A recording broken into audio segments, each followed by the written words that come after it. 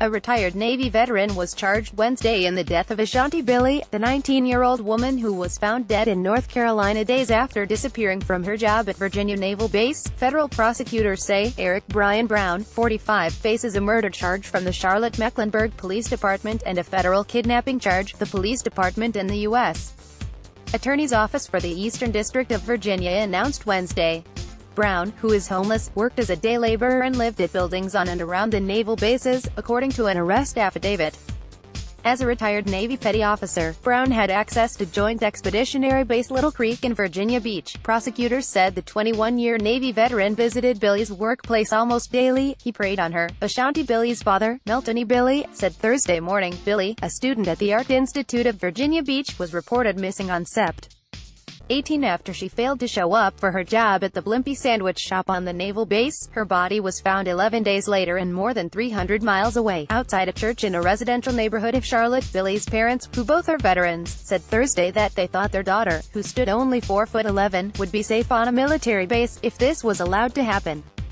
On a naval base, it can happen anywhere, Billie's mother, Brandy Billie, said. How was it that this guy was allowed to roam around base? Ashanti Billie asked. Brandy Billie said Wednesday that she was grateful Brown was charged, but had a lot of questions and wants to know how it was possible for Brown to live on the military base. Where's the security? Something has to be done. That's not secure, she said.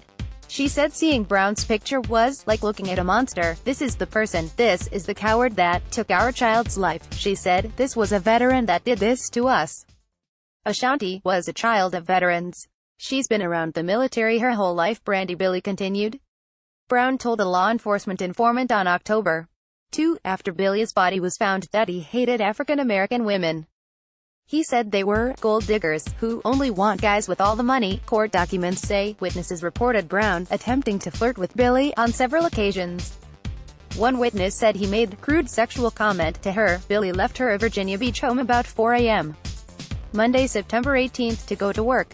She was supposed to start early to prepare for a scheduled health department inspection. Prosecutors say she was wearing dark-colored clothing and her white 2014 Mini Cooper was seen on camera entering the naval base around 4:45 a.m.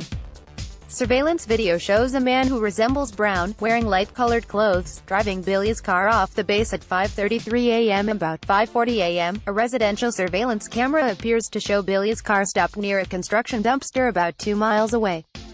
A man is seen getting out of the car and appears to throw something into the dumpster.